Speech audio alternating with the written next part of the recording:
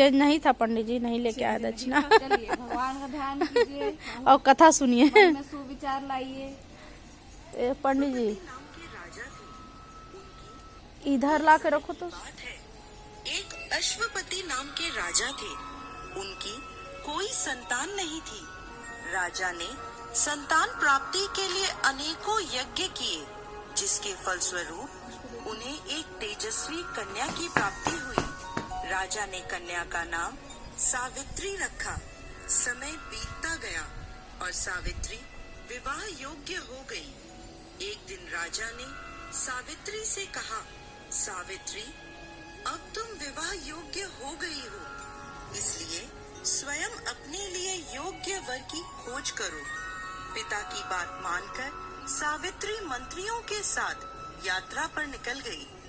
अनेक ऋषियों के आश्रमों, तीर्थों और जंगलों में घूमने के बाद वह राजमहल लौट आई। संयोगवश उस समय उसके पिता के साथ देवर्षि नारद भी थे। सावित्री ने उन्हें प्रणाम किया। ने अपना पति चुना है। सावित्री की बात सुनकर देवर्षि नारद चौंक उठे और बोले, राजन, सावित्री ने तो बहुत बड़ी भूल कर दी है।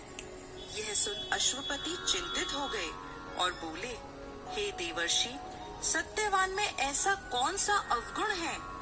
इस पर नारद जी ने कहा, राजन, सत्यवान के पिता शत्रुओं के द्वारा राज्य से वंचित कर दिए गए हैं।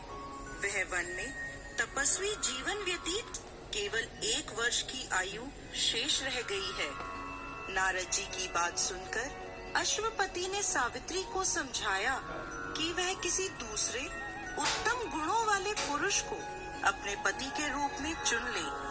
सावित्री बोली, पिताजी, नारी अपने जीवन में केवल एक ही पति का वर्ण करती है। अब की हट के आगे पिता विवश हो गए और सावित्री का सत्यवान के साथ पूरे जब उसके पति की आयु मात्र 4 दिन बची, तब सावित्री ने 3 दिन पहले से व्रत रखना प्रारंभ कर दिया।